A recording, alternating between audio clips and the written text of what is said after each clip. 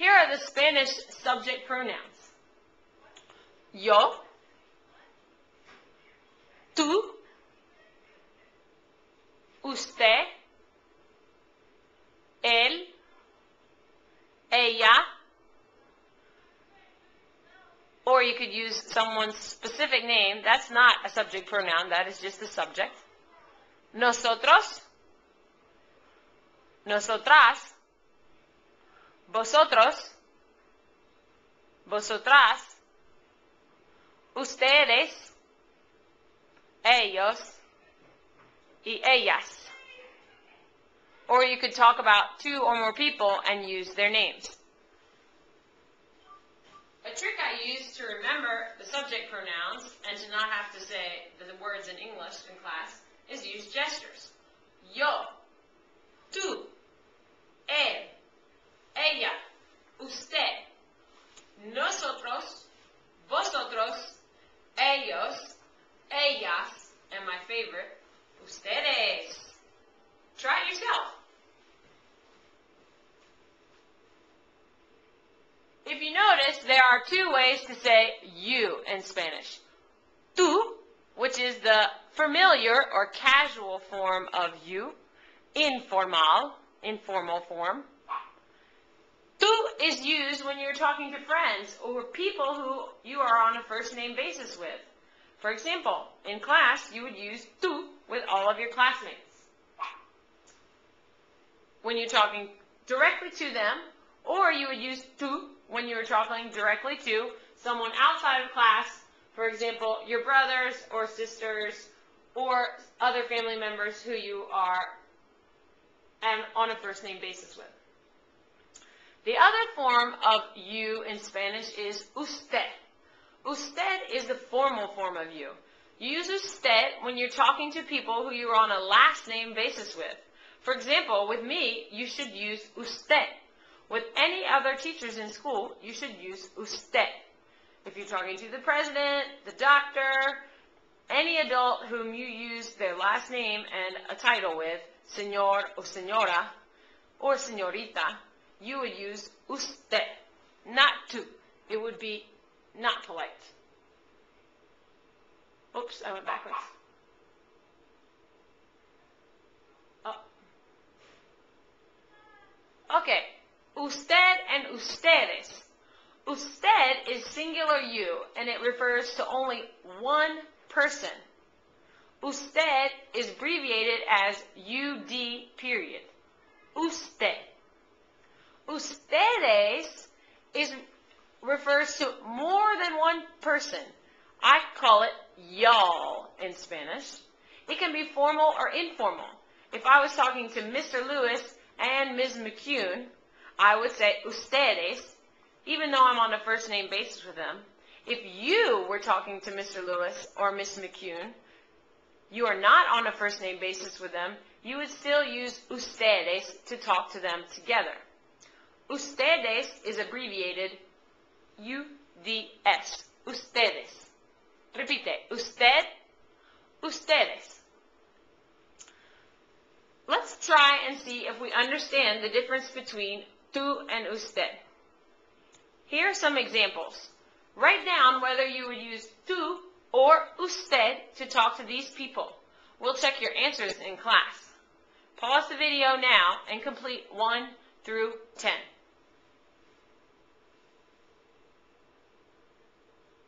Subject, pronouns, and verbs.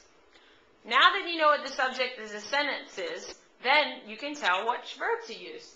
Just like in English, if the subject of the sentence is I, and I'm using the verb to be, I would say I am. If the subject of the sentence was you, I would use are. If the subject of the sentence was we, I would also use are. If the subject of the sentence was he, I would use is. This is called conjugating. That means changing the verb. In Spanish, there are different conjugations for each subject pronoun. That's very different from English. Let's learn our first verb conjugation. Here are the correct forms of the verb ser, to be, in Spanish. Yo soy, tú eres, usted es, él nosotros somos, nosotras somos, vosotros sois, vosotras sois, ellos son, ustedes son, ellas son. Repite, yo soy, tú eres, él es, ella es, usted es, nosotros somos, nosotras somos, vosotros sois, vosotras sois, ellos son, ellas son, ustedes son. Let's try to use them in sentences. First, choose the correct form of the verb ser for the following subject pronouns. For example, if I have the subject pronouns ellos, I have to think back in my head or look at my chart to know which is the correct form of the verb ser. Ellos son. Ella, I look back at my chart, es. If you want, you can quickly jot down the chart on the side of your paper. Yo, tú, él, ella, usted,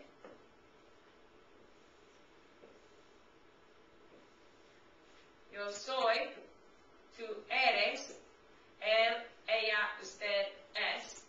And now to continue, nosotros, vosotros, ellas, ellos, ustedes, somos, sois, son. That way you have a quick reference while you're doing your work. This is what verb charts look like. 6 divisions, 2 columns. Now you try. Is. Bring your responses into class tomorrow.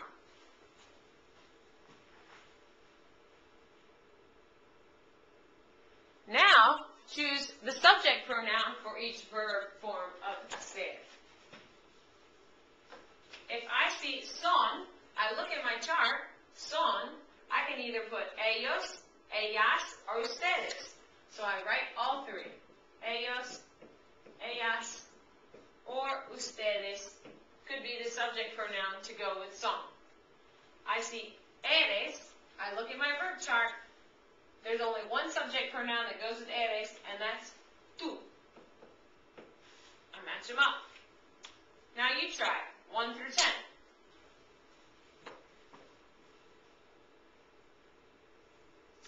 The verb ser can be used to tell where you are from.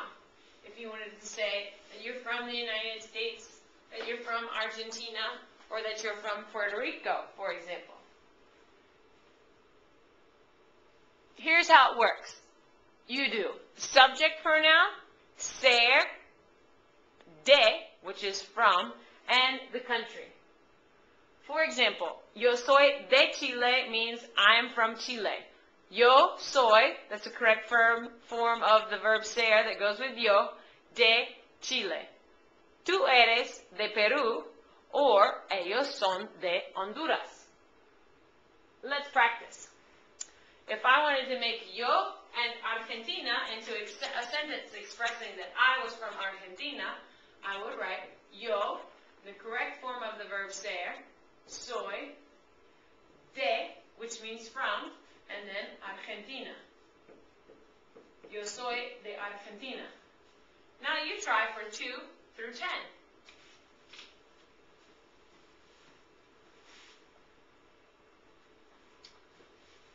That's everything for today. I hope you know a little bit more about the verb ser and subject pronouns, and I'll leave you with our verb ser chant with the subject pronouns. Yo soy, tú eres, él es, ella es, usted es, nosotros somos, vosotros sois, ellos son, ellas son, ustedes son. Adiós, hasta mañana.